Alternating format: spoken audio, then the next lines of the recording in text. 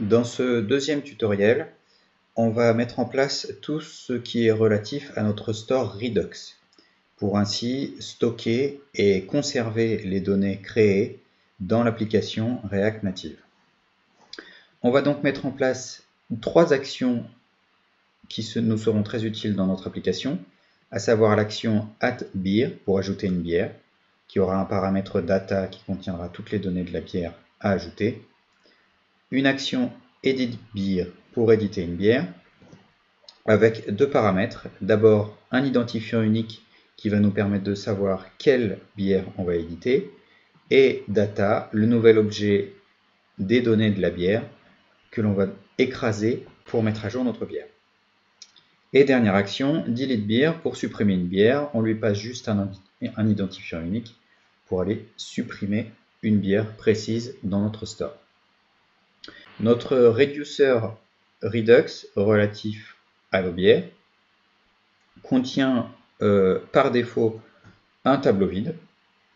Et à chaque fois qu'une action vient être faite sur ce reducer, eh bien, on va éditer ce tableau et on va surtout éditer une bière spécifique pour la supprimer ou l'éditer. Si on vient ajouter une bière à notre store de bière, on vient tout simplement l'ajouter en fin de tableau. Par contre, si on veut éditer une bière, on va filtrer notre tableau et n'aller modifier que la bière qui correspond à l'identifiant unique que l'on a passé en paramètre.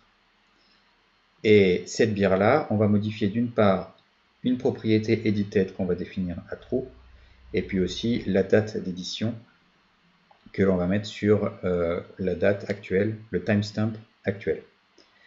Et enfin, on va venir écraser les propriétés de la bière en question avec les nouvelles données que l'on aura passées en paramètre à notre reducer, à notre action edit beer. Et dernière action, la suppression d'une bière. Ici, on vient filtrer notre array, notre tableau de bière, mais on va exclure la bière que l'on veut supprimer. Comme ça, on conserve toutes les autres bières, sauf celles que l'on veut supprimer. La configuration de notre store Redux, qu'on abordera aussi dans ce tutoriel. Donc, c'est un store Redux un petit peu particulier parce que on veut que les données soient persistantes. Quand on ferme l'application et qu'on la rouvre plus tard sur notre téléphone, on veut évidemment avoir accès aux anciennes données qu'on avait déjà créées. Si on était identifié, on veut toujours rester identifié. Si on a créé des bières, on veut toujours pouvoir les lister sur notre écran. Donc on va utiliser un genre de plugin Redux qui s'appelle Redux Persist.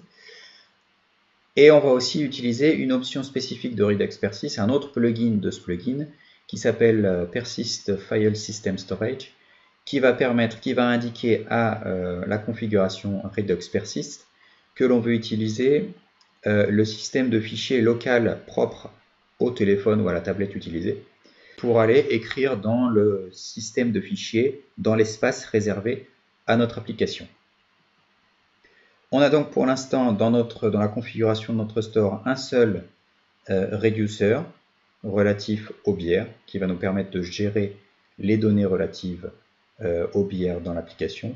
Et à l'avenir, on verra, on ajoutera un reducer propre à l'application pour contenir les données utilisateurs, quelques données propres à l'interface si elle est en cours de chargement, si elle est en cours de synchronisation, etc.